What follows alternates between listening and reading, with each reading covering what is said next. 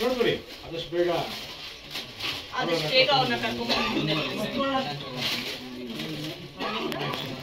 ಅವ್ರ ಕೇಸ್ನ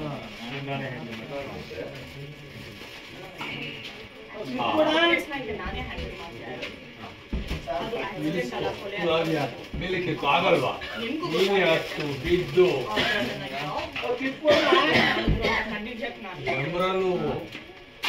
ನೋಡ್ಬಿಡಿ ಏ ದಾಂಟ್ರಲ್ಲಿ ಕೊಟ್ಟಾಯ್ತು ಪಾಪ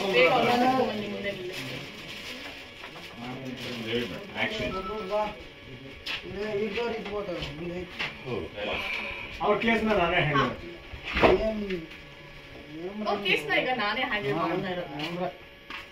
ಅದು ಆಕ್ಸಿಡೆಂಟ್ ಅಲ್ಲ, ಕೊಲೆ ಅಂತ ಗೊತ್ತಾಗಿದೆ.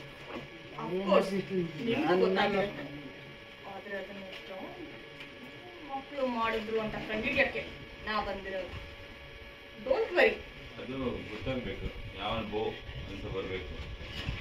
ಮಕ್ಕಳು ಮಾಡಿದ್ರೆ ಸ್ಪೆಸಿಫಿಕ್ ಆಯ್ತಾ, ಹಿಂದೆ ತುಂಬ ಓದಬೇಕಾಗುತ್ತೆ.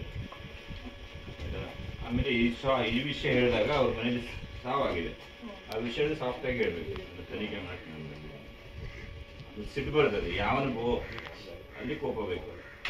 ಇವ್ರ ವಿಷಯ ಮುಂದೆ ಮಾಡಿದಾಗ ತನಿಖೆ ಮಾಡಿದಾಗ ಸಾಫ್ಟಾಗಿ ಹೇಳ್ಬೇಕು. ಅದನ್ನು ತನಿಖೆ ಮಾಡೋಕ್ಕೆ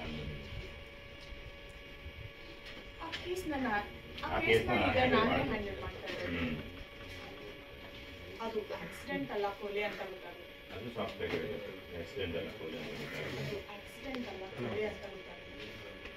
ಅಫ್ಕೋರ್ಸ್ ನಿಮಗೂ ಗೊತ್ತಾಗಿರುತ್ತೆ.